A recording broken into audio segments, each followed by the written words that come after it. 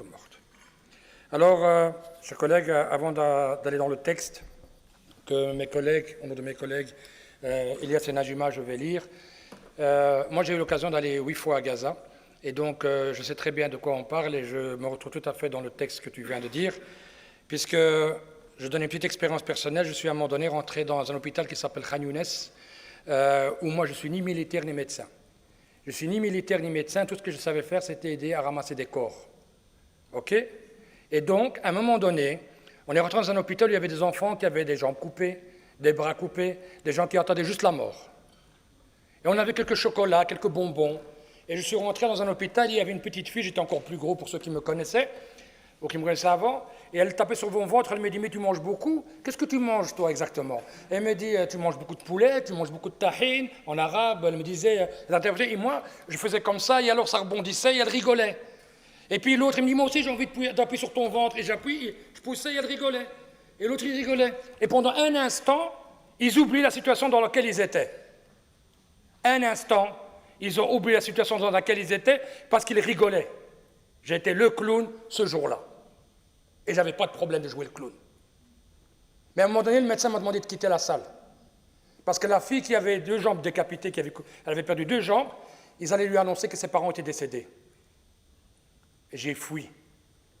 Je n'ai pas osé retourner dans la salle. Je n'ai aucune réponse à donner à cette gamine. Ça, ce n'est pas la presse, ce n'est pas le soir, ce n'est pas la dernière heure, ce n'est pas de Last News, c'est moi. C'est moi qui l'ai vécu. Ce qui se passe à Gaza à l'heure actuelle, ce n'est pas une catastrophe. On parle de génocide, on utilise des armes, mais moi je dis que ça dépasse le mot génocide. Il faut créer un nouveau mot. On doit créer un nouveau mot. Génocide ne suffit plus. Génocide, on a ouvert des portes, on a trouvé des gens massacrés. On a trouvé des fosses, on a trouvé des gens enterrés, des gens affamés, on a trouvé des massacres. Mais on n'était pas là pour intervenir. Mais là, on voit tout avec nos propres yeux. On voit tout. C'est à côté de nous. Et on est là. Alors c'est vrai, on dépose des résolutions. Et puis quoi? Et puis quoi? Moi, aujourd'hui, ce que je me dis, c'est que cette question de famine, d'affamer les gens, mais ce n'est pas depuis hier. Mais elle a le mérite d'exister, et je remercie mon collègue d'avoir déposé le texte, et de réveiller les consciences, et de leur dire, oui, il y a un problème. Cette discussion, elle existe déjà. Mais malheureusement, qui accepte de la voir? On regarde tout le temps les sociaux médias, tout ce qui s'ensuit, on fait passer, on fait des likes, on est déçu, on est en colère, on met des larmes, mais en réalité, après, on continue à nos occupations. Il faut intervenir. Et il y a des centaines de tonnes de camions, enfin des centaines de camions qui attendaient. Et moi déjà, en 2004, en 2009, en 2014, en 2018, il y avait tout le temps des camions qui attendaient pour rentrer. Et il y a une poignée de gens, des lâches, qui ne les laissent pas rentrer. Il faut aller voir ce qui se passe sur place. Alors on parlera de la réalité. Moi, je ne vous parle pas de ce qu'il y a dans le journal. Je ne me lève pas le matin, je prends la page 15, la page 17, la page 13 pour essayer de vous expliquer la situation de ce qui se passe à Gaza. La situation est plus que grave, parce qu'on voit ce qui se passe. Chers collègues, Monsieur le Président, pour certaines personnes, la guerre à Gaza n'est qu'un lointain conflit. Des chiffres, des statistiques, un drame de plus dans un monde saturé de crises. Permettez-moi de tenter de briser cette distance, de parler avec une image en espérant toucher, ne serait-ce qu'un instant, certains de vos humanités. Imaginez tous les enfants des écoles primaires de Bruxelles disparus. Tous les enfants des écoles primaires de Bruxelles disparus.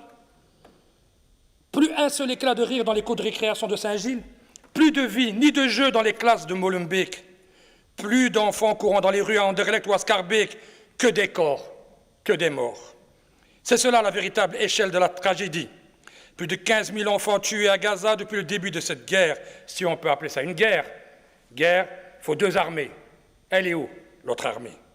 Pas de nombre, pas des concepts abstraits, des enfants réels avec des rêves, des familles, des sourires et des vies entières brutalement effacées.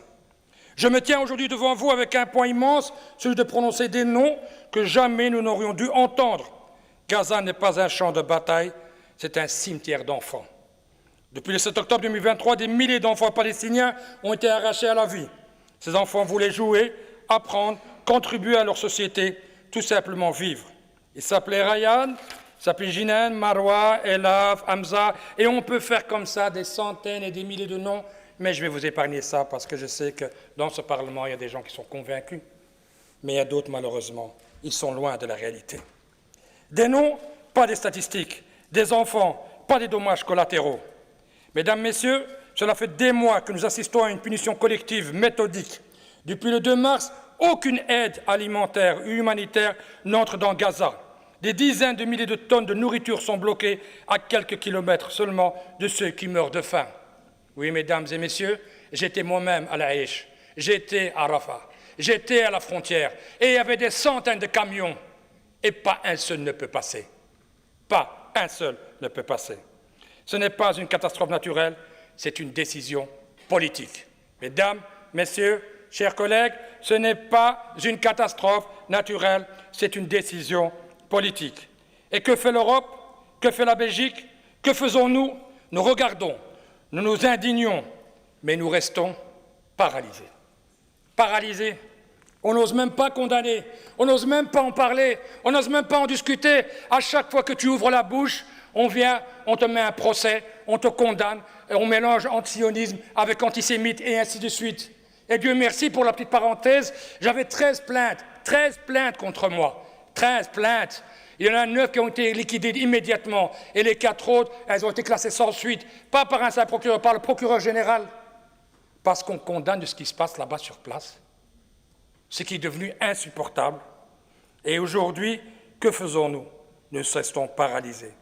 Et eux, ils enterrent leurs enfants, des vrais, pas des statistiques. Ils voulaient vivre, ils n'étaient ni soldats, ni criminels, ils étaient le cœur battant de Gaza. Ils rêvaient de devenir médecins, ingénieurs, enseignants, artistes ou simplement de jouer dans un jardin en sécurité.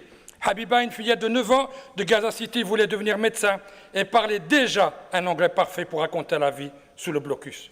Elle a été retrouvée morte, un pinceau encore dans la main. Je pense que cette image, tout le monde l'a vue. Youssef, 7 ans, a été sorti sans vie des décombres de sa maison pendant que sa mère le cherchait désespérément. Cette image, vous l'avez tous vue. Il est temps de dire les choses telles qu'elles sont. Ne pas agir, c'est être complice. Chers collègues, ne pas agir, c'est être complice. Fermer les yeux, c'est accepter que la famine et l'extermination soient utilisées comme des armes de guerre. Le temps des demi-mesures est révolu, le temps des solutions est déjà derrière nous. Pour ces enfants, pour des milliers d'autres, même nos discours, nos résolutions, un éventuel cessez-le-feu arriveront trop tard. Alors, à défaut de pouvoir changer l'irréparable, à défaut de pouvoir faire mieux, je choisis d'utiliser ma voix pour dire haut et fort, et celle de mes collègues, pour l'histoire et pour la dignité politique de ce Parlement. Nous n'oublierons pas ces enfants, leur mémoire vivra à jamais, au moins dans les archives de ce Parlement. Je vous remercie.